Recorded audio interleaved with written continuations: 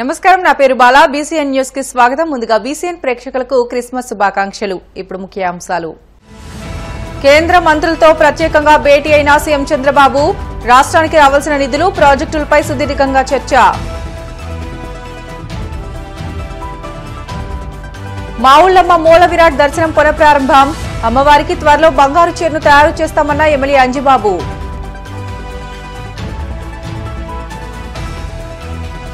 పాలకొల్లు మండలం వల్లంపర్ నుంచి మార్టేరు వరకు రోడ్డు విస్తరణ పనులకు శంకుస్థాపన చేసిన మంత్రి నిమ్మల రామానాయుడు.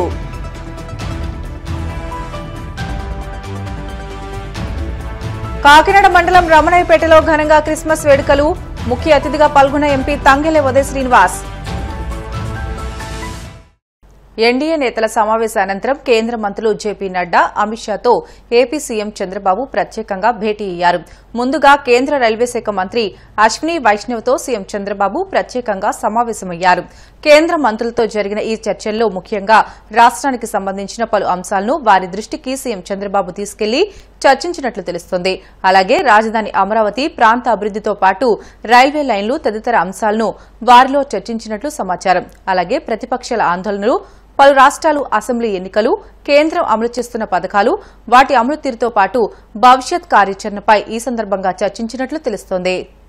భీమవరం ఇలవేల్పు శ్రీ మావుళ్లమ్మ మూల విరాట్ దర్శనం బుధవారం పునఃప్రారంభమైంది. ఈ సందర్భంగా రాష్ట public accounts chairman MLA Pulaparthi Ramanjaneyulu అమ్మవారిని దర్శించుకున్నారు. ఆలయ ఈవో బుద్దా మహాలక్ష్మి నగేష్ పర్యవేక్షణలో ప్రధాన అర్చకులు మద్దిరాల మల్లికార్జున శర్మ ఆధ్వర్యంలో ప్రత్యేక పూజలు నిర్వహించారు. అమ్మవారి 61వ వార్షికోత్సవం సందర్భంగా ఈ నెల 11వ తేదీన మూల విరాట్ దర్శనం నిలిపివేశారు. అమ్మవారి మూల విరాట్ పునః దర్శనంలో భాగంగా ఎమ్మెల్యే అంజిబాబు దర్శించుకున్నారు. శ్రీ మావుళ్లమ్మకు త్వరలోనే 100 కేజీల బంగారంతో స్వర్ణ వస్త్రాన్ని సిద్దం చేస్తామని, ఇప్పటికే 50 కేజీలకు పైగా బంగారంతో ఆభరణాలు చేయించామని ఎమ్మెల్యే తెలిపారు. ఈ నేపథ్యంలో పట్టణానికి చెందిన యు దుష్యంత్ కుమార్, అరుణ్ కుమారి అమ్మవారి స్వర్ణ వస్త్రానికి 24 గ్రాముల బంగారాన్ని ఎమ్మెల్యే అంజిబాబు చేతుల మీదుగా దేవస్థానానికి అందించారు. ఈ కార్యక్రమంలో ఆలయ ఈవో బుద్దా మహాలక్ష్మి నగేష్, టీడీపీ రాష్ట నాయకులు కోళ్ల నాగేశ్వరరావు, పొత్తూరి బాపిరాజు, బబ్లిశెట్టి రామకృష్ణ, కార్మూరి సత్యనారాయణమూర్తి, లంకి చిన్ని, ముచ్చకర్ల శివ తదితరులు పాల్గొన్నారు.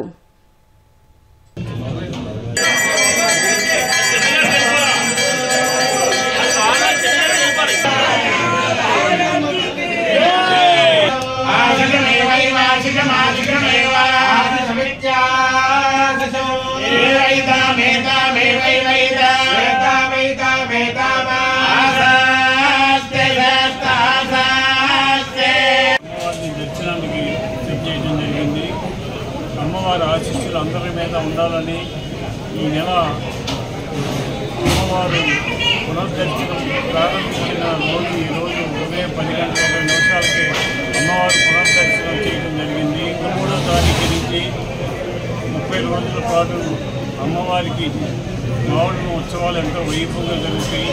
భక్తులందరూ ఇచ్చేసి అమ్మవారి ఆశీస్సులు పొందాలని, అమ్మవారి ఆశీస్సులు తీసుకుని తీర్థ ప్రసాదాలు తీసుకుని సుఖ శాంతులతో ఆయురారోగ్య ఐశ్వర్యంతో ఉండాలని చెప్పుకుంటూ బంగారు చీర కార్యక్రమం చేయడం జరిగింది. ఇంకో 24 కేజీలు రెడీగా ఉంది. ఈ పండగ వెళ్ళిన తర్వాత ఆ వస్తువు కూడా చేయడం జరుగుతుంది. తర్వాత ఇంకో 15 కేజీలు దాతల సహకారంతో సేకరించినట్లయితే అమ్మవారికి నిలువెత్తు 100 కేజీల బంగారంతో అమ్మవారికి బంగారు ఆభరణం దొరికినట్లు అవుతుంది.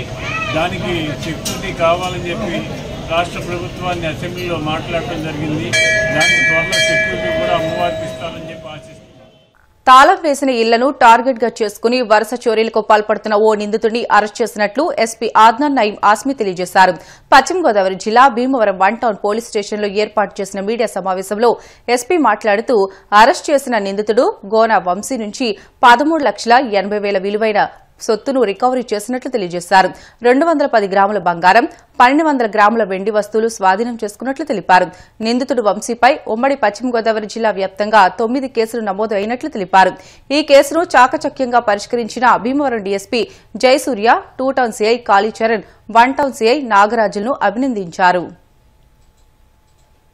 భీమవరం 1 టౌన్ 2 టౌన్ రూరల్ లో టోటల్ 9 కేసెస్ ఆఫ్ హెచ్బి 6 జరుగుతున్నాయి. 3 అటెంప్ట్స్ ఈ మంచి అక్యూజ్డ్ గునా వంశీ వయసు 32 years. ఇక్కడ భీమవరం లోకల్ వాళ్ళు. ఈ సంవత్సరం ఈ 9 offences ఇక్కడ Bhimavaram 1 town rural police station కింద జరిగింది. దీనిలో మన teams led by CPO Bhimavaram 1 town, 2 town Bhimavaram rural ఎస్ఐతో పాటు they have jointly operated in this plan and ensured that this fellow is picked up. మొత్తం రికవరీ మీరు చూస్తున్నారు. Total 210 grams of gold, 1200 grams of silver ఆయన నుంచి దొరకడం జరిగింది. So this will be sent back to the rightful owners. The legal procedure, court of procedure, permission తీసుకున్న తర్వాత this will be returned to the rightful owners. ఆయన పైన sheet కూడా ఇప్పుడు పెట్టేద్దాం. పాత కూడా కొన్ని ఆఫెన్సెస్ ఉన్నాయి, బట్ దానికి because it has been very old offences that also we're looking into it, discussion చూస్తాం. ఇప్పటి వరకు ఈ 9 offences దిస్ ఇయర్ హ్యాపెన్. దాదాపు now in last 1 month Bhimavaram has shown multiple recoveries. Snatching offences గురించి, bike offences గురించి, ఈరోజు ఈ house breaking గురించి. దాదాపు almost in the last 1 month December నెల ఆల్మోస్ట్ 75% ఆఫ్ క్రైమ్ ఈ సంవత్సరం కానీ లాస్ట్ టైం జరిగింది. We have already detected. Procedure follow అయిన తర్వాత we're already returning proper to the owners. Offenders ఇప్పుడు వరకు అందరూ జైల్లో ఉంటున్నారు. వేరే వాళ్ళకి భయభం కోసం చాలా we're doing publicity regarding their photograph and other things of the accused. Previously snatching లో వాళ్ళు అంటున్నారు, మోటార్ వెహికల్ వాళ్ళు అంటున్నారు. Seen posters in everywhere in Bhimavaram also we have put up. So ఇది భయం వస్తున్నాయి. రాబోయే రోజుల్లో ఇంకా CCTVs both in Undi constituency and Bhimaram constituency we have started the project already. Various donors to business వాళ్ళతో మాట్లాడడం జరిగింది. So in next 2 to 3 months almost entire Bhimaram and Undi will be further supplanted with CCTVs. తర్వాత మొత్తం అందరి police stations కి ఒక drone పెట్టడం జరిగింది. Will train at least 1 or 2 constables in every police station, if possible lady constable, so that ఒక 5 members 10 members of police men what they can do sir. ఒక drone చేసినారు, మంచిగా డ్రోన్ పెట్టి with public private partnership that also is being followed.